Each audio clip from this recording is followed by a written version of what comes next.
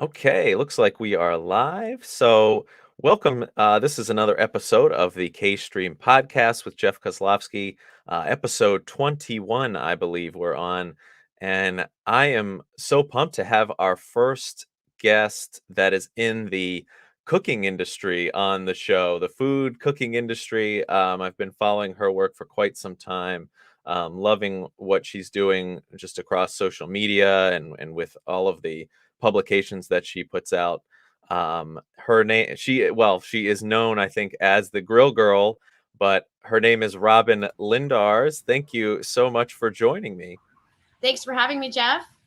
Of course. So why don't we, get started with the usual intro? Tell me, I'd love to know just a little bit about your background, and then, of course, how you became interested in cooking.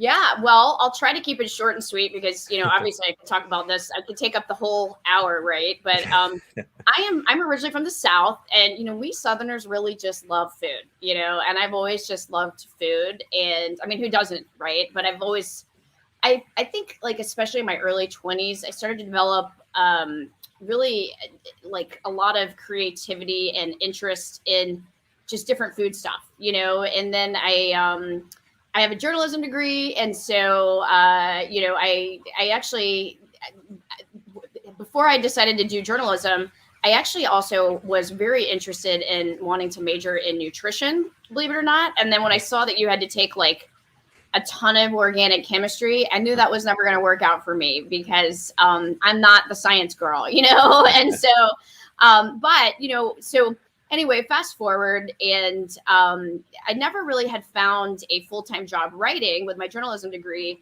but at the time, around like 2008, I had started working for a newswire, which if you know a newswire, it's like if you send a press release out on the wire, like a business wire or a PR newswire. And so through that, I was actually like very much learning about social media and blogging, which at the time was like brand spanking new, which makes me sound old when I talk about it. But and so right around the same time, I was really learning about blogging, and then I had gone to like use now he's my husband, he was my boyfriend at the time. He had this crappy grill in his backyard, and I went to use it because he was out of town and I wanted to cook something, and I was like, oh, no big deal, I'll figure it out.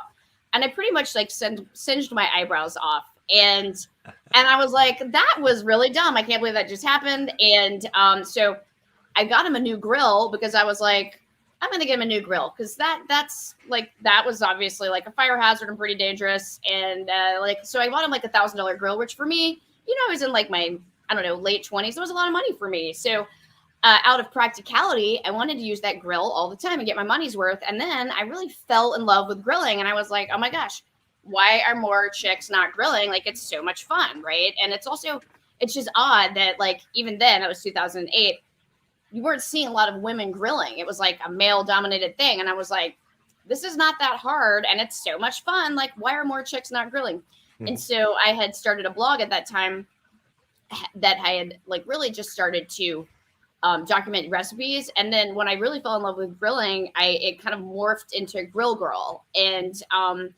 fast forward, gosh, that was 2008. Now we're in 2021, and I've just kept it up, and, I think half the battle with blogging, or whatever you do in life, podcasting, whatever it is, when you decide to do it, you got to keep doing it, because it is an investment of time. A lot of people say to me, I want to do a blog. That's such a great idea. And I'm like, do you really want to do a blog? Because it's a lot of work, like you gotta, it's like a thing you got to keep up with, kind of like parenting, like, to be successful at it, you have to do it all the time and just keep it up. Like, so yeah, but that's how Grill Girl started, was really me singeing my eyebrows off, starting a blog, and, and just really, I made it my charge to like really try to evangelize grilling to other women, because it is so much fun and it's such a great way to cook and enjoy being outdoors and to be, spend time with your family.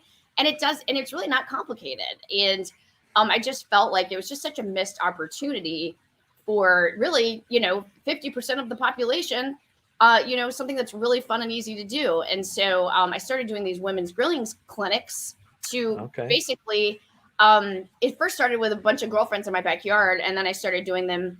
I did them like on location and in different places, and I will actually pick those back up when I move into my house I'm building right now.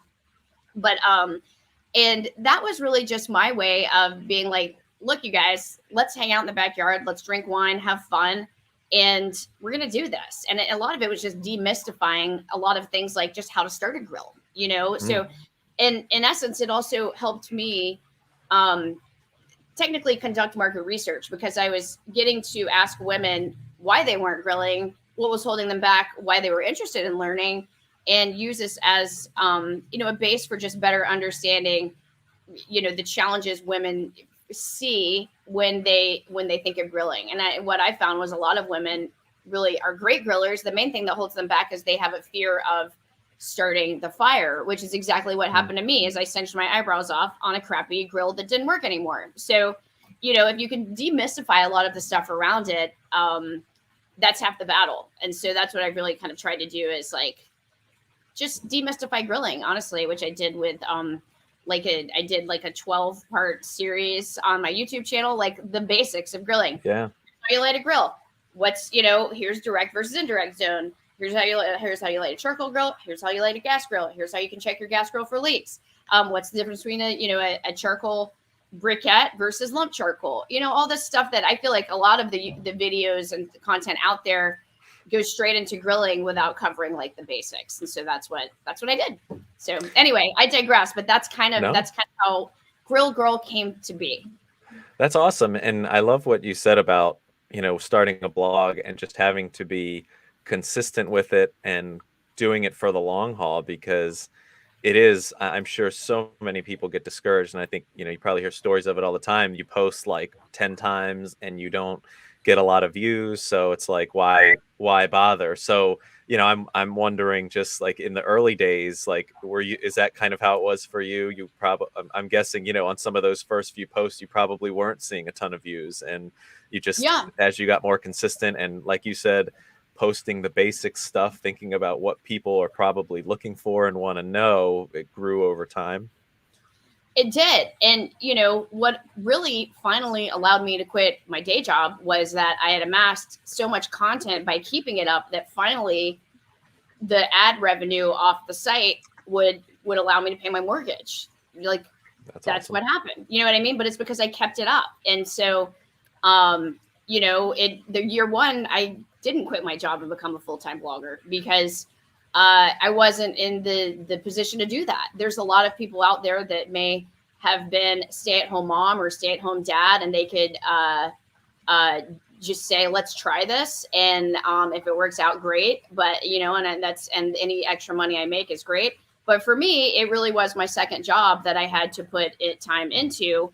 And so it allowed me to also, like, while I was working my real job at the time, like, save up a little nest egg and invest where I needed to invest. You know what I mean? Yeah. But you have to keep it up. Like, even with a YouTube channel, the ones that are successful do it all the time. Like, they're always posting content, and really with any channel, that's what you have to do. And so there are a lot of strategies with blogging too, that you can use to kind of help cut through the noise. But there's just so much content out there that it's hard. I mean, when I first started, I was trying to compare myself to, like, the pioneer woman who was probably the first really successful blogger, and it's like, it's very easy to be like, how come I'm not the pioneer woman or whatever, but everybody has their own path and has their own path. And, we all get there in different ways.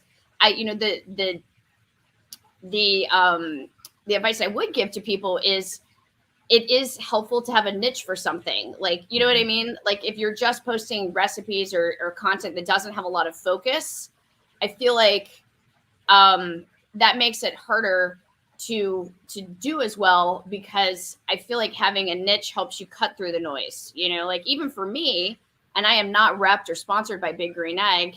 But for me, I find that my content that has performed the best over time has been big egg related content. And that's content that I might have written 6 years ago that's now producing for me. You know what I mean? Mm-hmm. But because I started out early doing it, now it ranks really well. So and now that the Big Green Egg is really very popular, and I was one of the earlier people writing about it, in a blog format. Now that content does perform well. You know what I mean? So a lot of it is just time and hard work. But a lot of it also is being strategic and being data driven with what you do.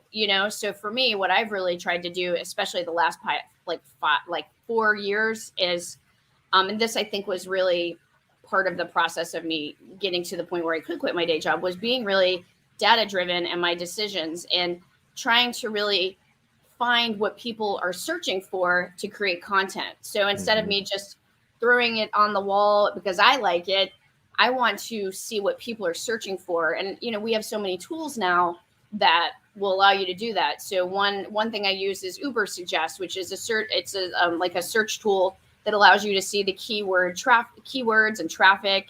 And just it gives you an understanding, if there's 50,000 daily searches for this term, I'm probably not going to rank for that, but there's 1,700, then I'm probably going to do a better job of, performing for that. If it's, to my point, being a little more nichey.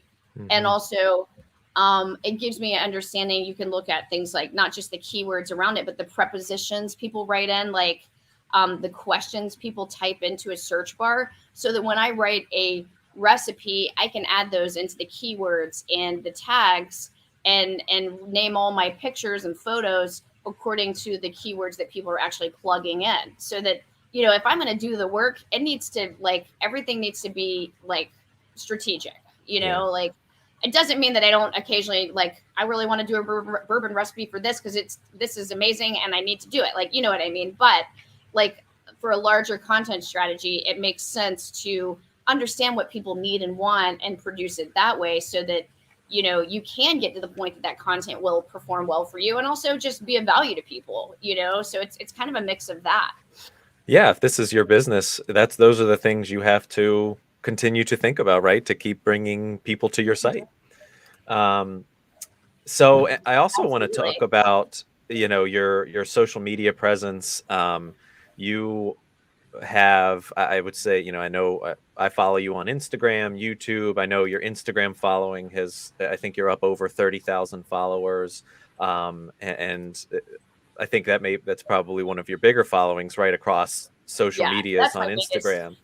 Talk about what it's like to maintain that. Because, that's something I think we go back to the consistency and of blogging, but it has to be the same on social media, right? If that's where your audience is. Absolutely. And I think brands these days, honestly, are more interested from an advertising standpoint in social media posts than they are a blog post, or, you know what I mean? So from a monetization point, excuse me, I'm outside and the guys are mowing the grass right now. Great timing. Always. But for me, what I've seen is, yes, Instagram and all of social, it's kind of a blessing and a curse at the same time, right? Because it's a lot of work, and all of the platforms work slightly different, and so it's almost like you have to be an expert at all these different things. And for me, what I find is that I think it's very hard to do them all well unless you're hiring someone to do all of it, right? So for me, what I would say I focused my energy into Instagram, because that's what I have time for. I have a Facebook following of about 21,000, and I will say that Facebook actually gives you direct links, whereas Instagram does not, unless you get, once you get to the 10,000, and you can give a swipe, a link. You can get us, a link in your stories. You can get the swipe through or whatnot. But Instagram, I mean, it's very much feed the feed, right? You have to keep up with it. And so I can definitely tell when I've been very haphazard and not really posting. Half of it is just posting and making sure the photos look good. And honestly, it's not even photos anymore. It's really what Instagram is about is it's, if you're not on TikTok, but it's kind of taking on its own version of TikTok, right? The stuff that does the best is videos and reels. And really having your own personality on there. You know what I mean? Those are the people that are really growing. And, at the same time, like for me, I hate comparing myself to others and I see a lot of people growing faster, but that's also because that's all they do is Instagram. You know what I mean? Like I'm running a business, the blog, I am also on Pinterest and Facebook and all these places. Their life, most people only do Instagram and that's their thing. But for me, Instagram is a great opportunity to connect to new people and network. And that's really where brands go to find you. So, you have to be there. And now, I mean, honestly, I'd say be on TikTok. Everyone's like, Robyn, you got to get on TikTok. And I know it, but I cannot commit to it yet. I was like, my brain's fried. And so to your point, you have to post all the time. The photos need to look good. You have to have a strategy. I mean, and I've taken decent amount of classes on these. It's, and there's a lot of tools out there that help you do visual planning, which I haven't always been that great at, but I've finally gotten to the point where I do work with someone to help me schedule out content just to have it because I get busy. I'm a busy mom to the point we were talking about this week. Like I didn't realize I didn't have an option to send my kid to camp this week. So it's like, now that I do work for myself, I can be like, okay, well, this is not going to be my most productive week, but thank God that I have someone out there help and that I put the work in to pre-plan the content so that, when yesterday was National Chocolate Chip or Wednesday was National Chocolate Chip Cookie Day, I had my, my salted dark chocolate chunk bacon chocolate chip cookies ready to go. You know what I mean? So a lot of it is just planning. And I think the way to think about Instagram is it's like your magazine that you're putting out, but now it's like that's kind of your what you're putting out to the world that is the marker for all the other things that you're doing, but it's that opportunity for people to get to know you as a person. And what I think is a great balance is, finding the balance between those pretty photos and the videos that look great and, getting that bite video of yourself, which I don't do enough of that because half the time I just don't have makeup on and don't want to be on camera. You know what I mean? Like I'm behind a grill. I'm in Florida. I'm sweaty. I'm disgusting. Like I don't want to put myself on camera right now. You know what I mean? Like most of the time I don't have makeup on and I'm like wearing like yoga clothes, not that I do, but you know what I mean? I like the athleisure and I might aspire to work out that day, but let's be honest, it's probably not going to happen. But, so I think it's finding the balance of, here's my finished grill girl, amazing. This recipe might've been in the magazine, blah, blah, blah. Yeah. But here's the behind the scenes. And I have a drone stuck in my hair because my kid flew his drone into my hair and I had to have my husband cut it out. You know what I mean? Like, which actually did just happen. Can you hear me? Do I need to move into a different no, room? This is fine. No, Okay. It's not drowning you out by any means. Okay. There's like a guy weed whacking in the background, so you want to make sure. So, but my advice to people would be do the work, put it in. What's been hard for me is I am very much a spontaneous person. I'm not the best planner, but you have to be when you're running a business and running a magazine. Like I'm finally getting to the point where I'm like, I need to work on Thanksgiving content like right now. Like I've got Thanksgiving like turkey leftovers on my brain. Like that's what I want to work on next week. Okay.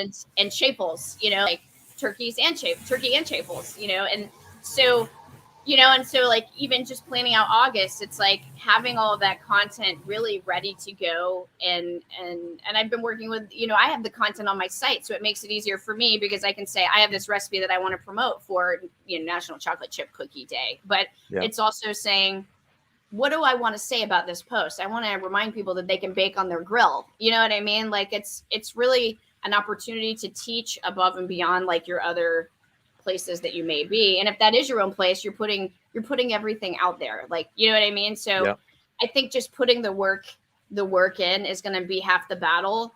And, in essence, it's another inbox. Like I get just as many emails in my Instagram, even to people that I text with on a regular basis. They text me on Instagram and I'm like, geez, like just text me. Don't Instagram me because I might miss it because you know what I mean? And then, but it's kind of like inbox management in a way, especially if you get to the point, like I have 30,000 followers. I can't imagine people who have 100,000. How do you even answer all those emails from people?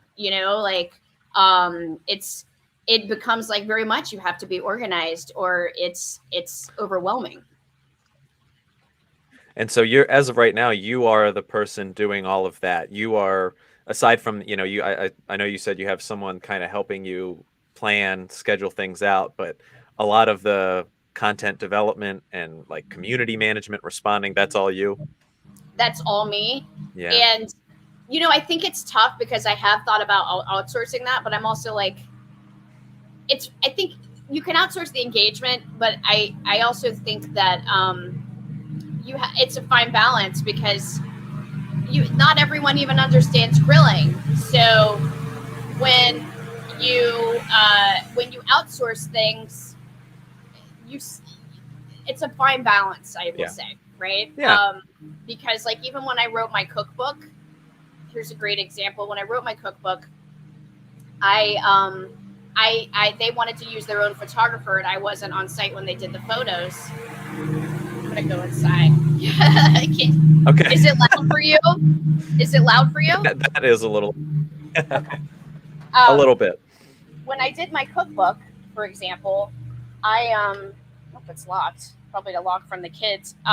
So when I did my cookbook, for example, they didn't do certain things like that you need to know as a cook. You know what I mean? To take the photos, and then they had to like redo things, like pretty large major things in the process. And so some of it's just like that internal knowledge is kind of hard to outsource sometimes, Yes. And so that's where for me it's a delicate balance. But I am at the point where I think the engagement's the hardest part. Honestly, it's not the scheduling of content, but it's the engagement, is keeping up with it, which really is the digital currency of any social network, is the engagement. Yeah.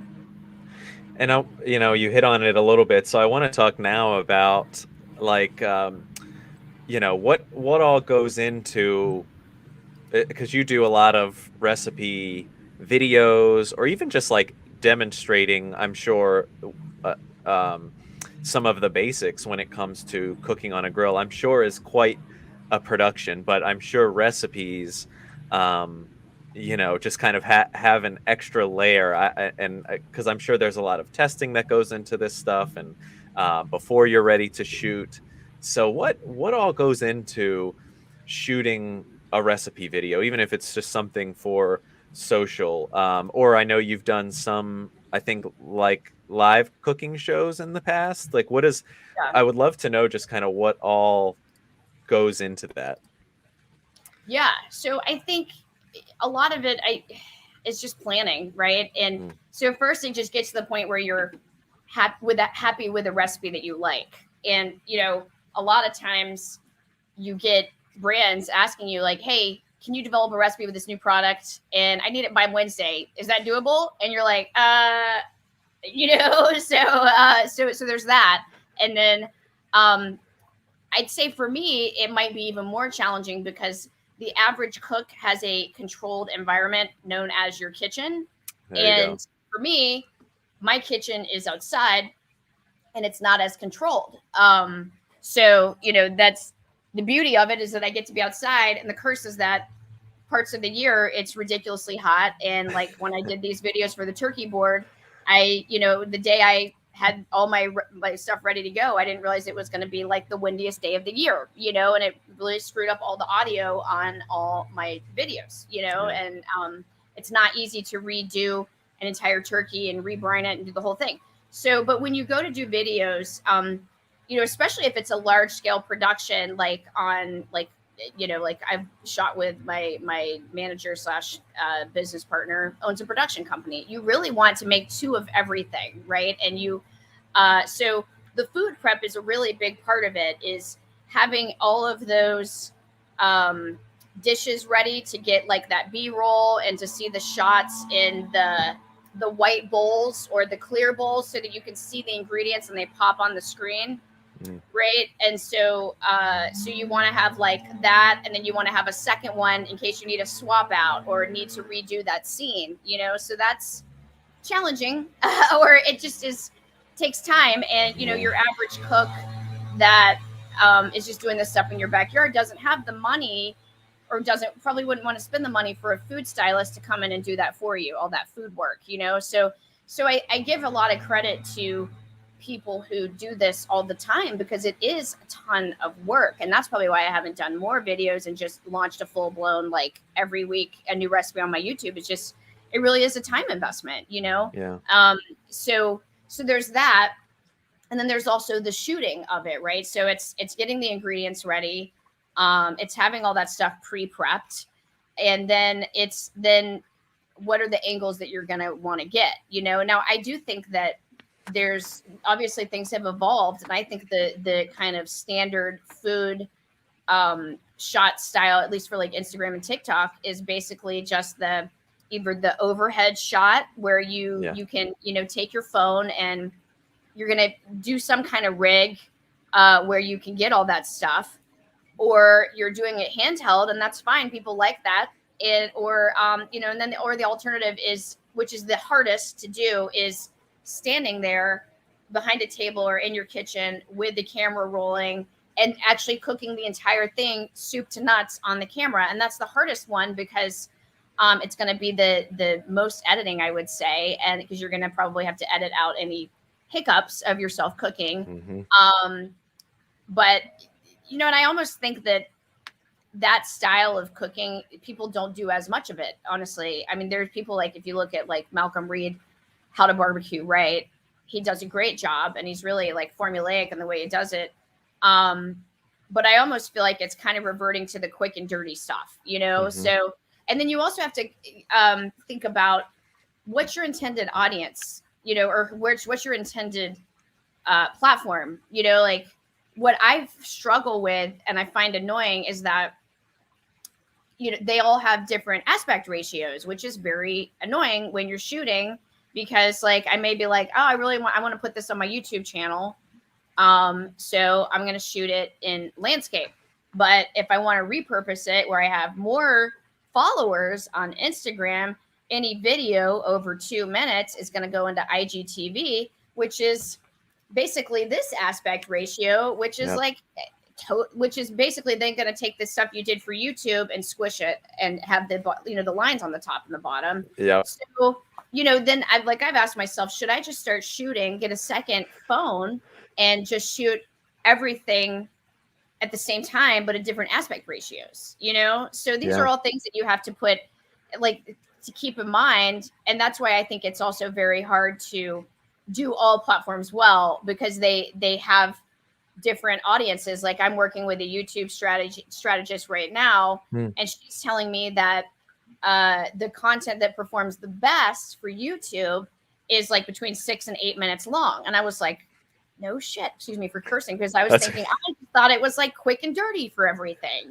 because I'm an Instagram brain, which is where I've been putting most of my focus. And but YouTube is different. And then she tells me, you want longer videos because then you can insert an ad in the middle and or a mid roll or whatever they call it, and then monetize it that way so that you can start monetizing your channel. So to the point, I think it's like you've got to kind of understand where you want that video to go and who, and how you're going to shoot it. I think that's half the battle right there. And then you get into, and I can talk a lot about this just because I've really been revamping my YouTube channel, but like what you'll see on YouTube is that when you upload a video, you also need to think about your thumbnails, right? Yeah. And the way people do the thumbnails now is like, let's just say, for example, my thumbnail is going to be a picture of me. Let's say my recipe is, here's a great example, is like the tacos El Pastor. I just did that recipe for Green Mountain Grills. So, I took a picture of me roasting basically pork on a spit, and then overlaid my picture of myself like, hey, look, I'm doing pork, as the thumbnail. And then what you see is everyone does this thing where they take their photo and they outline it in white so it kind of pops on the thumbnail. But it requires you to have Photoshop to do that. So then you got to go find someone to be like, because I haven't subscribed to Photoshop because I don't use it that much, because I can do other stuff that I find easier. Yes. So you know what I mean? So there's all these things that I feel like figure out where you want to be, where you want to invest your time, and then get your process down. You know what I mean? So that you can like rinse, repeat, Yeah. And I think where there could be a lot of value is connecting with other creators, and they share tips. Like, just for me, when I talk to my blogging friends, they'll say, oh, did you hear about Google Web Stories? It helped me get a really great hit on articles right after I published them, because Google wants to be part of this whole story thing now. And there's a plugin that you can, of course, integrate into WordPress to do that. But again, there's a learning curve on all this stuff. So, Yes. it's, I think the point is, it's like, it's hard to be successful in all things. So I think if you can pick one and work on that, and then you can use that as a marker for your other channels if you decide to go onto those places. Yes. So sorry, I'm rambling, but and hopefully there's good info in there for you guys. no, you're answering all my questions. We're just going down the list here. No, that's great. There's just so much. It is easy to get overwhelmed in all of this. And it's important to figure out, I guess, at least when you're starting, just kind of what you're good at, be consistent, and then kind of build from there. So Absolutely.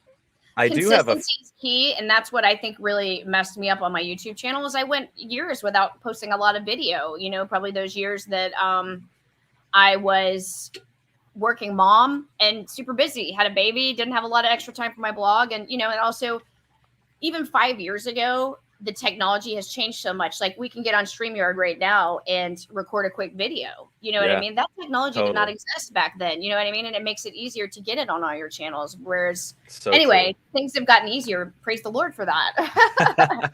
So I have a few fun ones here. We're going to be wrapping up here in a minute. I didn't send you these ahead of time, but I promise I won't throw anything like controversial your way.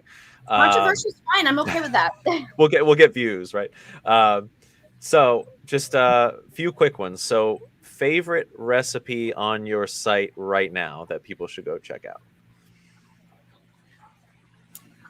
I love this recipe. I feel like it's so underappreciated. It's my fire roasted gazpacho. Because I think everyone thinks that grilling needs to be about meat and blah, blah, blah. Yeah. And it's not about that. It's about the flavor that you get from cooking over fire is what it's about. And so it's not a meat fest. It's not a sausage fest over at my website. I have a lot of other random, other stuff that I cook on the grill. Believe it or not, what I first got notoriety for was baking desserts. Like, my mango cobbler was like the first thing I got press for, was I baked a mango cobbler on my grill.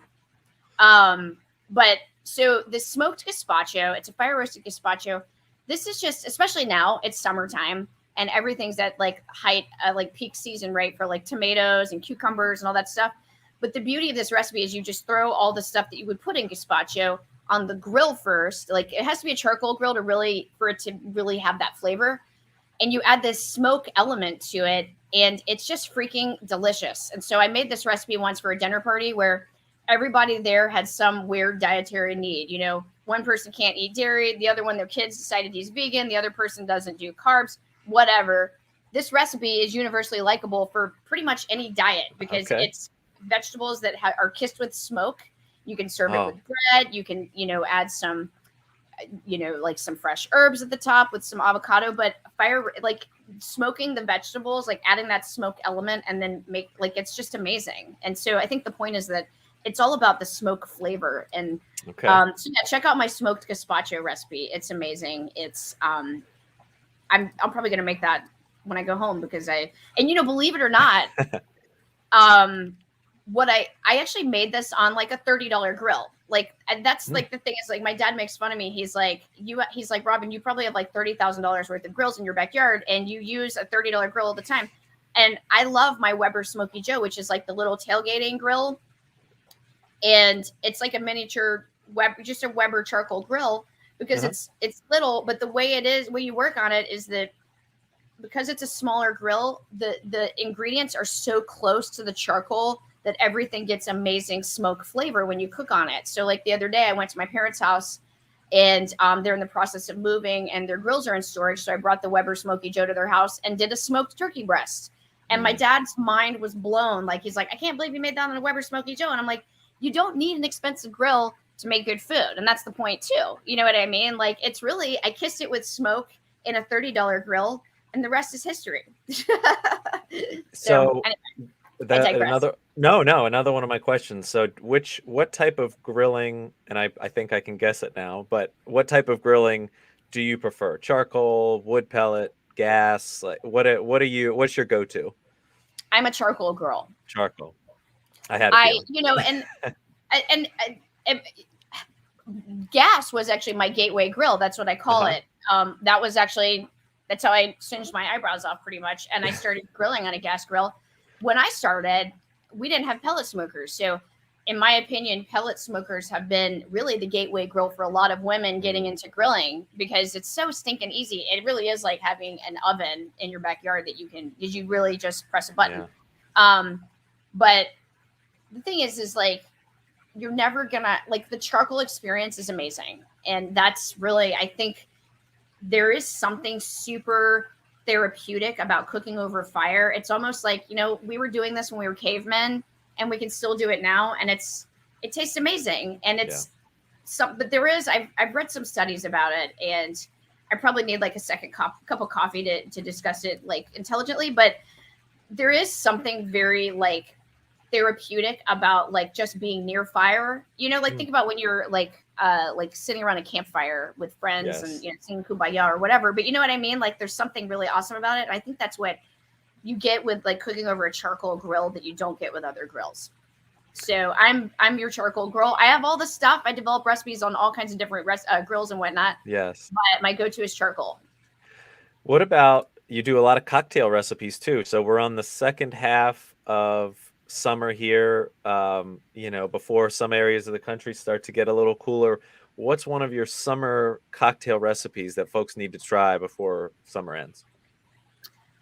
Well, I'm actually about to put a margarita recipe up on my site that you'll find lots of margarita. You'll find, my thing is I love grilled citrus because it really kind of amplifies the flavor of citrus. So kind of like my signature cocktail is the Paloma, but it's a grilled Paloma. Like, you grill the grapefruit first. And then what's fun is you can take ice cubes and freeze little rosemary sprigs in them. And it just makes for like a really fun presentation. But the new thing is I actually just came out with a craft barbecue rub and cocktail rimmer. And it's actually really different because I don't know anyone else in the market. And this was the whole point of me developing it this way. The rub is a totally different flavor profile than you will find anywhere else on the market. It's a base of kaffir lime, grapefruit, orange peel, and granulated honey and coriander and smoked paprika with a dash of chipotle and a few herbs thrown in. And so it's amazing on seafood. Actually, all proteins. I originally developed it for seafood, but it's amazing. It's an all-purpose rub. It's great on everything. It's amazing on chicken wings. One of my Instagram friends just used it on roasted beets amazingly because citrus and beets are so good together. It's great with coconut milk, like a curry almost, like Asian style recipes. But it's so good as a cocktail rimmer. And like when I make cocktails with it, you want to just like lick the glass. Like I'll like pour my drink out, re-rim it, and then I'm like licking just the top glass, it off.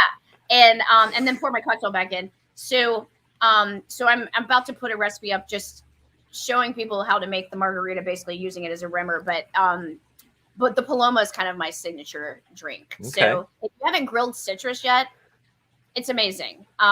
It's a great way to just it just caramelizes the sugar basically, but adds smokiness to it. So it just gives your drinks an added element of almost like umami, right? Like, you know how like they say umami is kind of like that mouthfeel and like that unsung hero of like a dish, right? Yes. That's how I feel about smoke. So when you add it to a cocktail, you're just kind of adding an ingredient without it being an ingredient, And another fun trick to try for y'all out there, and you can do this any time of year, and you don't even have to have a grill, is take a cedar plank and take a lighter, and you can take like some rosemary or chop up a cigar and have like a cigar smoked old fashioned, or like you can smoke the rosemary, or even don't even have anything and just, light the cedar plank, get it going with a little flame and put your cup over it and trap that smoke. And then put your cocktail in, and then you mix the smoke in. Oh my And gosh. that's a great, easy way. And you could do that if you live in an apartment in Brooklyn, Yeah. do it Very near the cool. fan, near your stove. Very So you can cool. set the smoke detector off. Yes. Well, last thing, Robyn, thank you again so much for taking the time to do this. But of course, you are in lots of places. We talked about your social media. We didn't get a chance to really talk too much about your magazine, but I know you have a magazine out there. Where all can people find you? Look for the magazine on newsstands. If you can't find it, there is a link in my link tree on Instagram. You can find it on my website at grillgirl.com, so you can buy the magazine. I think of the magazine as like a small cookbook in a way. It's like it's not a magazine that you throw away. You keep it because it's got so much great info and lots of fun recipes too. And but yeah, look for me, grillgirl.com. Find me on Instagram at grillgirlrobyn, Facebook at grillgirlrobyn. YouTube, I'm going to be really doing a lot more stuff on YouTube soon. I have a ton of content that I'm putting out. So, but don't be a stranger. I try to the point, I try to talk to you guys on Instagram and on Facebook. And I share some pretty funny behind the scenes mom stuff. And also just, I'm in Florida. I have alligators that literally swim in the river behind my house. So sometimes there's just crazy stuff I'll share with you guys, or like my crazy neighbors that, you know what I mean? Like I have funny Florida stuff going on. So that makes, I think, sometimes for interesting stuff. And I'm also in the process of building a house. People don't know this, but my husband and I really love, it's probably like foreplay for us. Like when we talk about wallpaper, that's like, we get really excited. So we love all that stuff. We have 30 acres that we're building a house on. It's kind of like a modern day Green Acres, like the girl that went from Miami to like the woods with like wild boar and panthers and stuff on the property. So it really is kind of like a modern day Green Acres, but documenting that has been really fun. So that channel on Instagram is called @TheRobotRanch. It's a long story, but if you take the first 3 letters of my name, which is Robyn, and the last 3 of my husband, which is Scott, it forms the word robot, which came about because we had thought about naming a sailboat this a long time ago. But anyway, the Robot Ranch is our house build, and there's a lot of pretty interesting stuff going on there. So if you like things like kitchen design and just, I'll probably be doing gardening and chickens and all that stuff moving forward. As an accidental person getting into this, it's a lot of fun. So anyway, I digress, but you can find me on all those different places. Oh, I've been following along on your Instagram, some of the stories you share around building that house and the property, and it's so beautiful. So yes, definitely check that out. And can't wait to see what's next for Grill Girl. But thank you again, Robyn. It's really been so much fun chatting with you. I'm so glad you came on. Thanks so much, Jeff. And next time I'll try to time it when the guy's not mowing the grass. That's right. We'll get you on again. We'll do it again. Take care. Thanks, everybody.